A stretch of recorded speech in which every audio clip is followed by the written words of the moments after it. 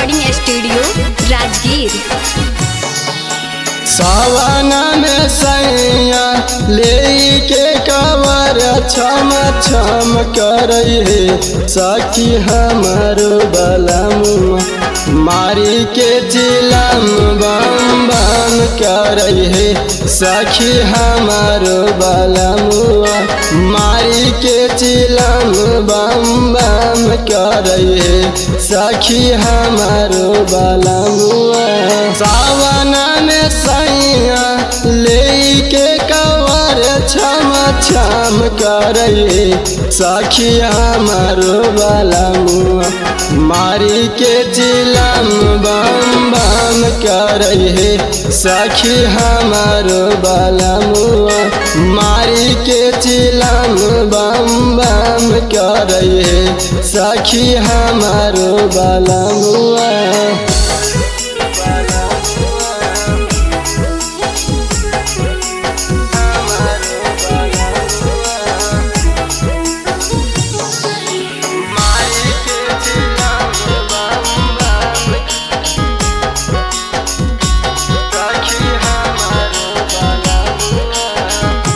सखीर पियावा जब नाचे डोले हमारो रे मन माथे बानो है पगड़िया बड़ी पारो है पसंद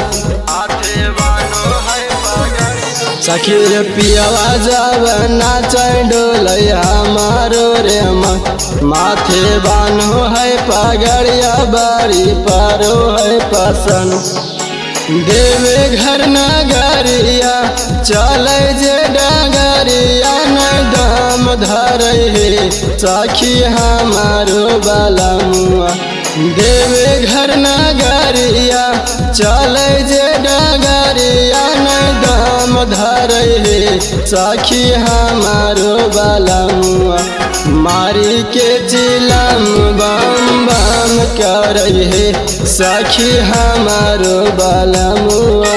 मारी के चिलम बम बम करहे सखी हमारो बलमुआ।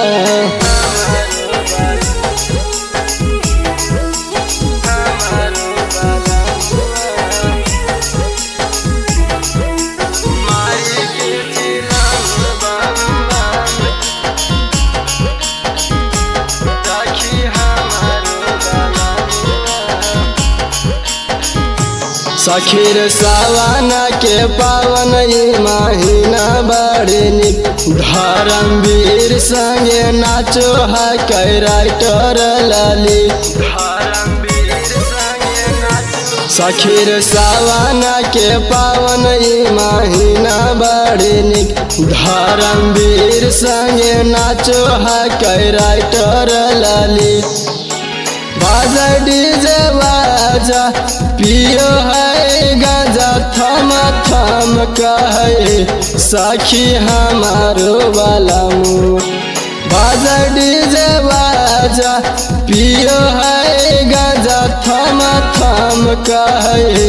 सखी हमारो बलमुआ मारी के चिलम बम बम करहे सखी हमारो बलमुआ